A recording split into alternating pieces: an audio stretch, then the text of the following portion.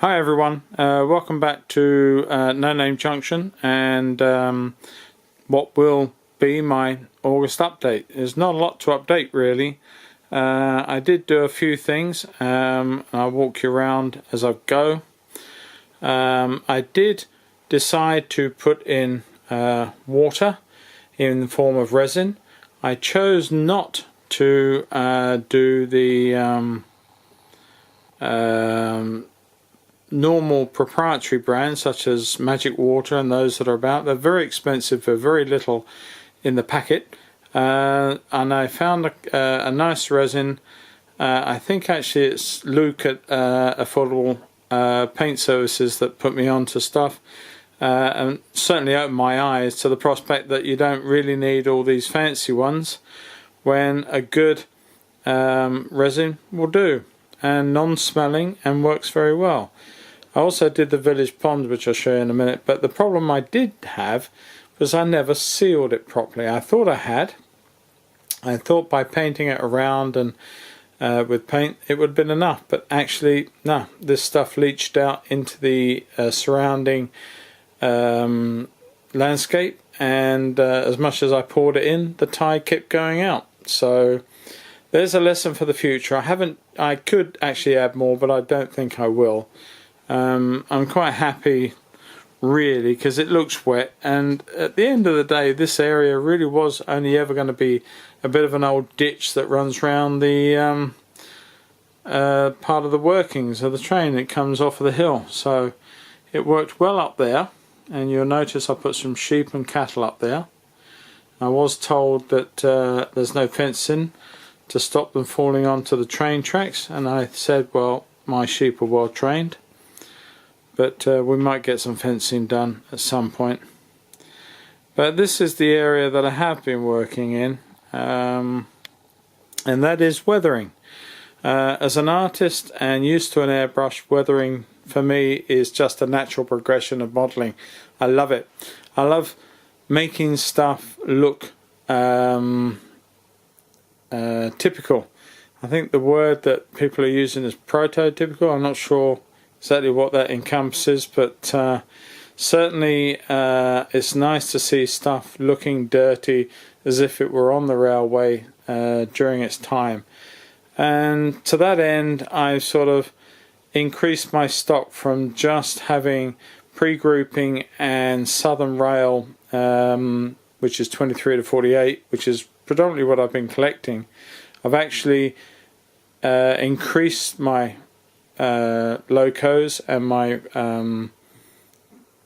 wagon stock to encompass other areas, and you'll see further down here, watch, there we are, it's my second crusty. I have one already without the smoke deflector. This is the later one, the additional one that after complaints from the drivers, they actually put a smoke deflector on, and this is the later version describing that. So I have two of these, both chipped, both on here. This one has TTS sound in. It was a eBay acquisition. It's a nice model. It's a lovely model. Nothing wrong with it at all. But what you will see in front of it, or next to it there, this is something that I have been doing and dealing with.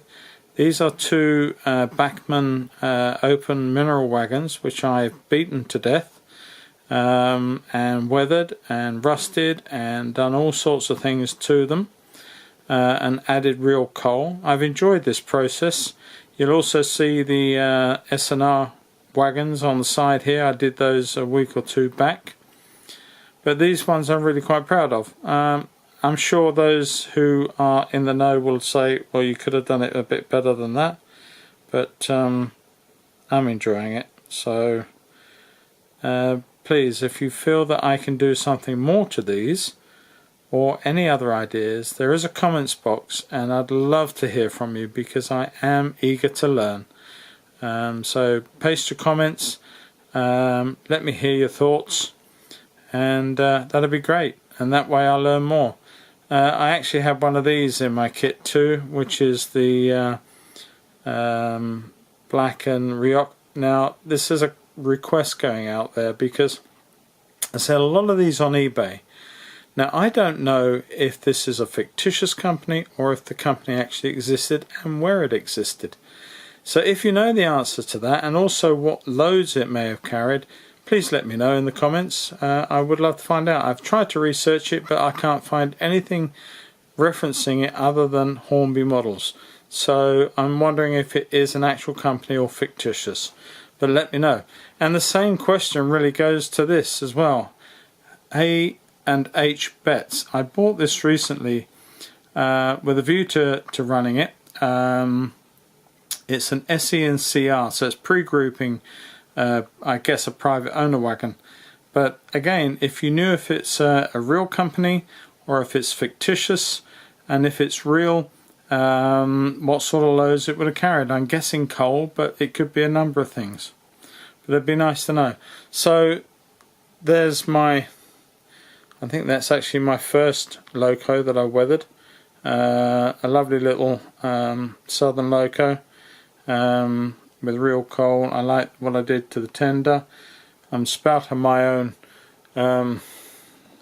things here, but I'm just enjoying it. So it may be that things can be improved, and I'm sure they can, and the more I learn.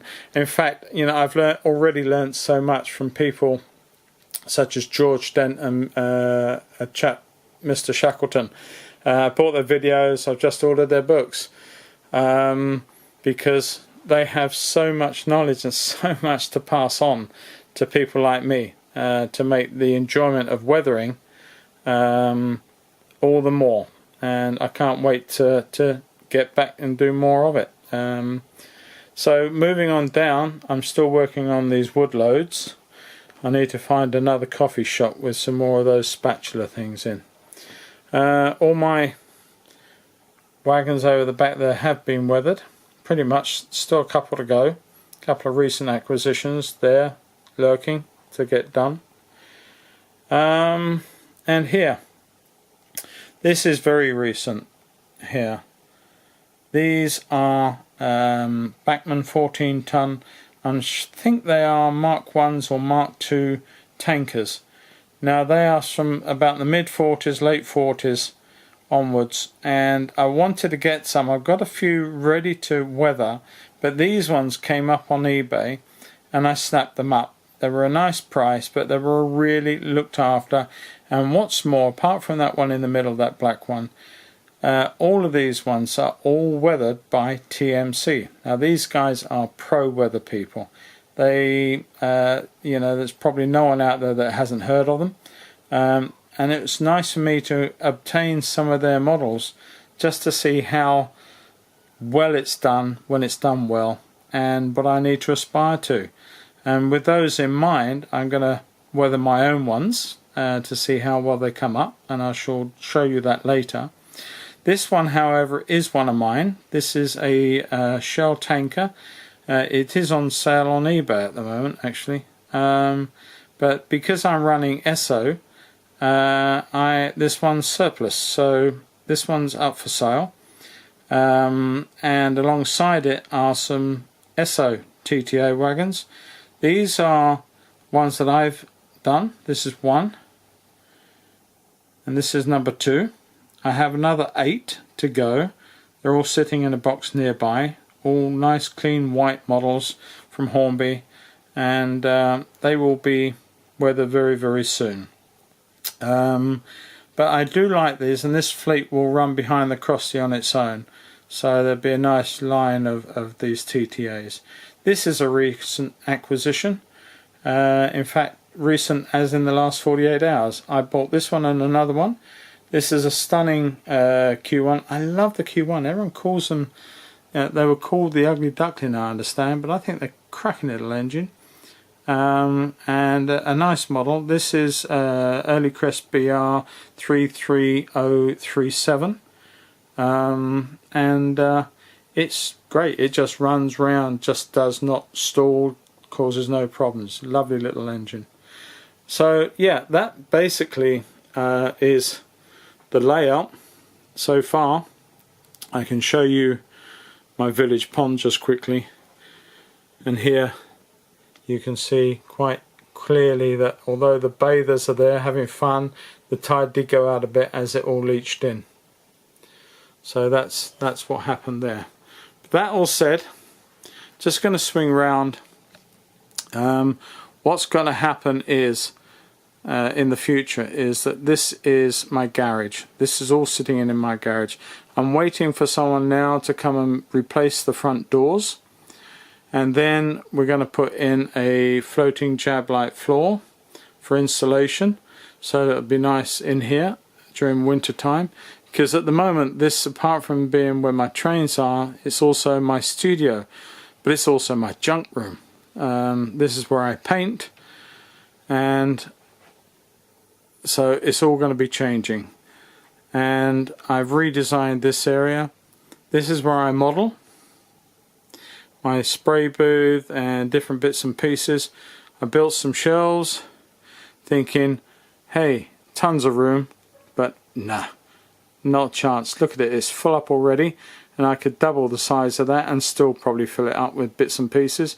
I'm just collecting more and more stuff to model with, and I'm enjoying every bit of it. So it's a lot of fun, but I've still got a lot to learn. Finally here, this I wanted to do, been wanting to do this for a little while.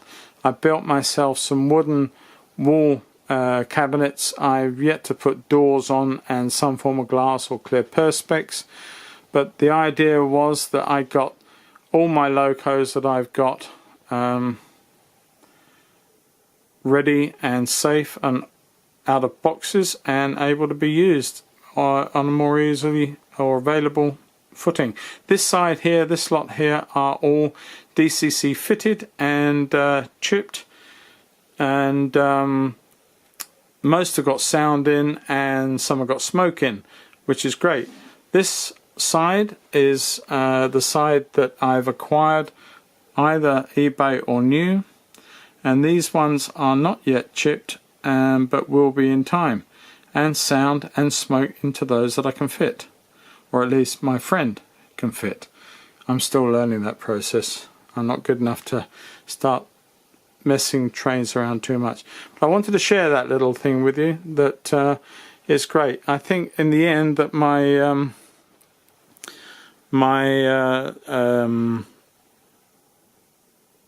locos will outbid all the carriages, and so the carriages will have to find somewhere else to live.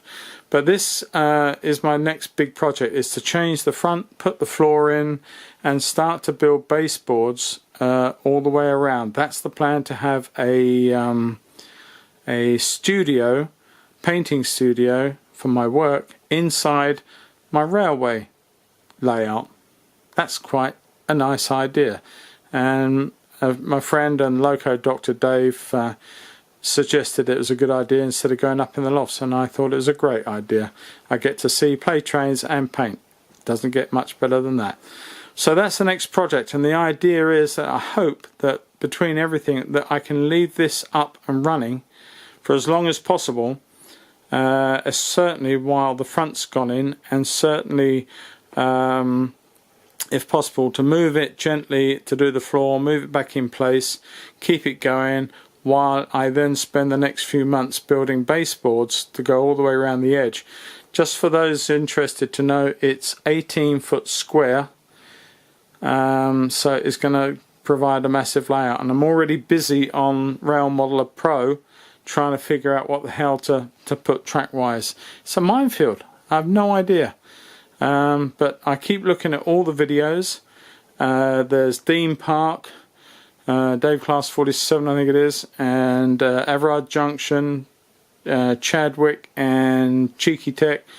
All you guys, you're so good at passing information to people like me, and I eagerly watch your videos and trying to glean a little bit more information so that the mistakes that sadly you make, I don't make, and although I am making enough already on my own. But yeah, keep them coming guys, because I do learn so much.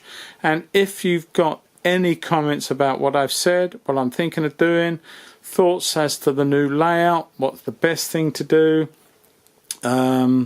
all these things, please put comments into after this video, and do me a big favour also, so I know who's looking at it. Please subscribe, that helps me. At least I know then I'm not doing all this for nothing. But I'm not trying to set anybody's world alight by videoing this. It's just my personal journey, really. But anyway, I better end by doing a little bit of a run round with the trains, and I'll catch you all next time. Thanks for watching. Please leave comments, please subscribe. Until next time, bye bye for now.